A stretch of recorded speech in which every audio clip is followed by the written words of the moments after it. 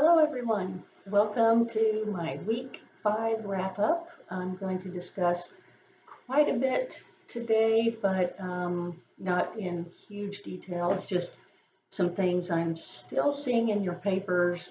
So I wanted really to address it. I've been, as you know, I edited your papers the first 3 weeks and haven't been since then, but I've been trying to provide some feedback in the discussion forum. So I'm seeing some of the same mistakes. So I'm hoping maybe if I talk about them in this video, maybe things will get corrected. So, I feel like it's been a good 5 weeks, at least for me.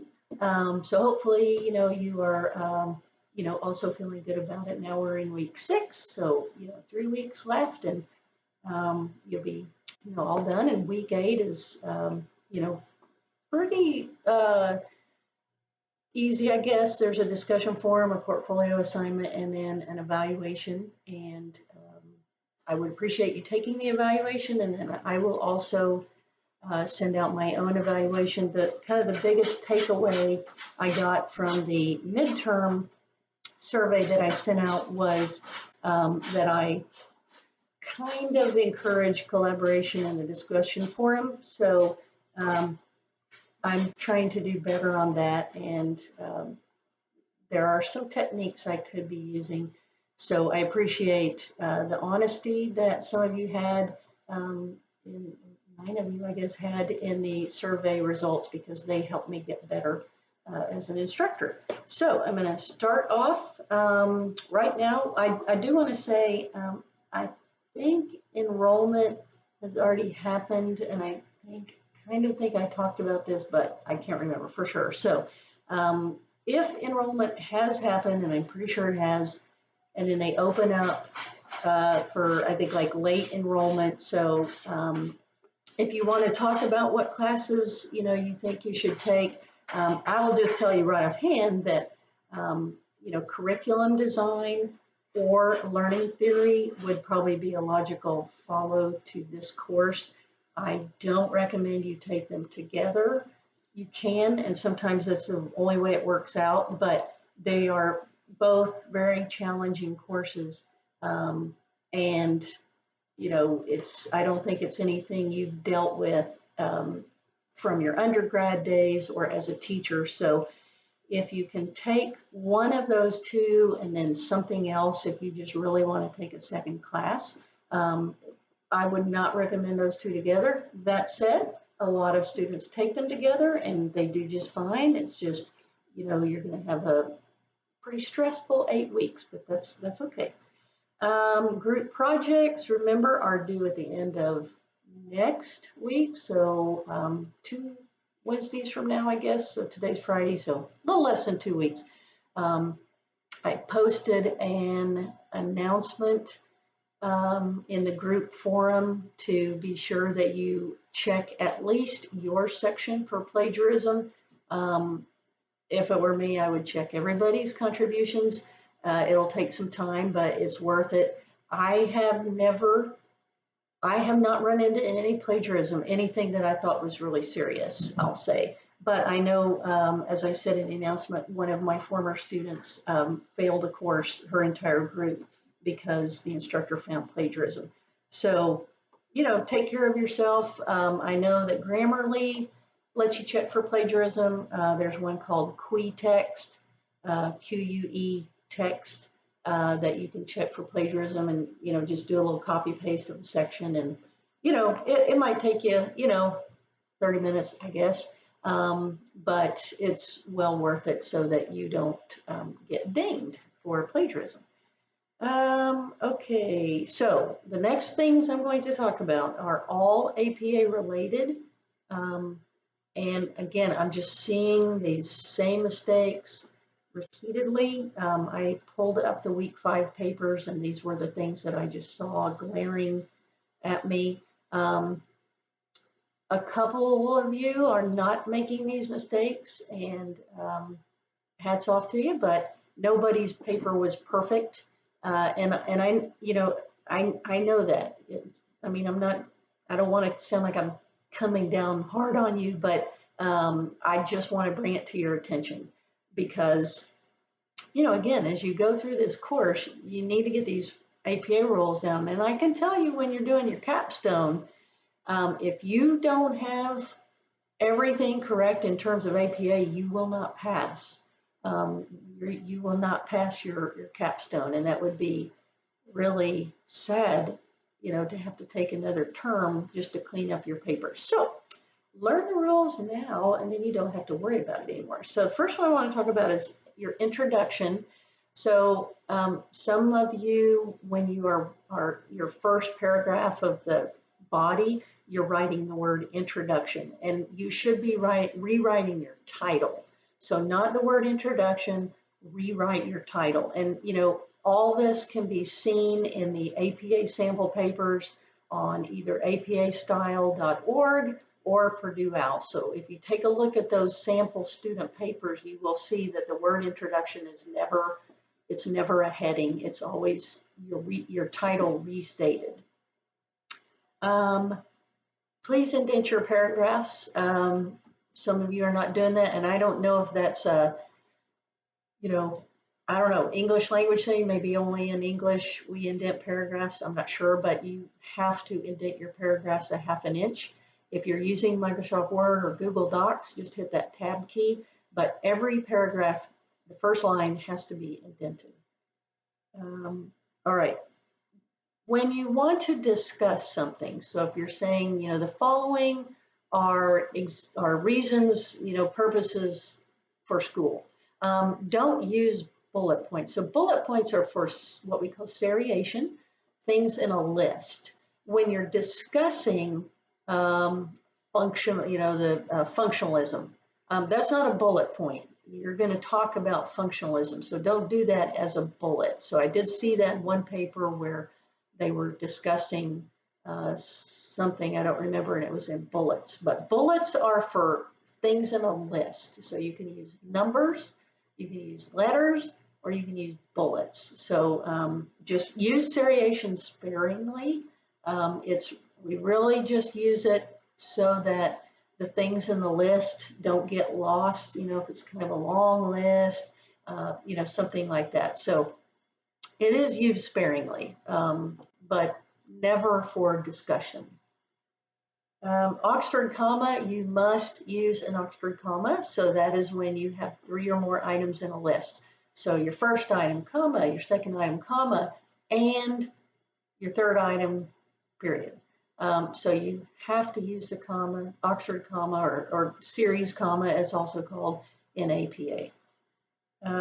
Okay, your headings should not have bullets or periods. So your heading is whatever the topic is that these next paragraphs or whatever are going to be talking about. They're just bold. If they're level 1, meaning major headings, they're centered. If they're sort of a subtopic, then it's flesh left. But they should not have periods or bullets in headings. Okay, your title is not the name of the assignment. The name of the assignment, Unit 5 written assignment, should not be on your paper. That's internal to University of the People. So I've seen a few of you title your paper with something like written assignment, Unit 5, or, etc., or you put that information on your title page. Do not do that. Like I said, that is internal solely to University of the People, and if your paper were published, which in effect you are doing, it's unpublished manuscript, but once you put it out there, that's why you have to cite yourself if you reuse your information, because it's been released beyond your view. So, but what I'm trying to say is do not use the assignment information in your title. Headings, some of you are still not using headings, and I'm not sure why, because I have recommended you just use the criterion that are in the rubric as your heading. But, you know, it's just your paper is just a lot easier for your reader if you will use headings. And again, I'm not sure of the reason that you're not using headings because they're not hard. So please do that. Use headings to break up topics. And again, it is to guide your reader so that they just know what's coming without having to stop and think, oh no, wait, what are we talking about? Your heading is going to tell them. So it's being considerate to use a heading. Um, double space your references. So most of you are doing that, but I have seen some of you just single space. And then what I'm also seeing throughout papers, and this was true of my capstone students, is there's extra space. So I think that maybe Microsoft Word defaults to putting extra space between paragraphs when you hit the enter key. So you need to go into paragraph spacing and make sure that before and after is set to 0 for both of them. Otherwise, you're getting a little bit extra space. And in APA, the only place there should be an extra double space is after your title, and then when you say the organization, so University of the People. So Department of Education, University of the People. Otherwise, everything is double spaced. So just go into Microsoft Word, make the paragraph spacing 0 and 0 before and after, and then save as default or set as default. And then it won't do that anymore. Otherwise, you have to, every time you have to Control A and then make it 0. Okay? If you have any questions about that, just let me know and I'll show you how to do that. Yeah, so no extra spaces. Okay. Some of you are just, I think you're just not fixing mistakes. I know you see the mistakes. I feel it's pretty certain. And so you're submitting papers where, the references are off, they're not aligned or, something like that. And, where you've got, extra space between ending punctuation or something like that. So really go through your papers, just take one more look, and you can reread it, or you can just look at it and not focus on the words, just focus on how it looks. Is everything aligned on the left but ragged on the right, so not block justified? Are there extra spaces, or is it just double spaced? Is everything, are your headings in bold? Are your references aligned? So,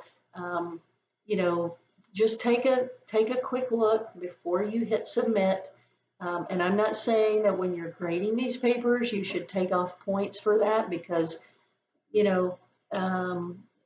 are, like I said, I'm sure these are mistakes, but mention it in your feedback. And, when you're writing your feedback and you award 10 out of 10, put some kind of statement.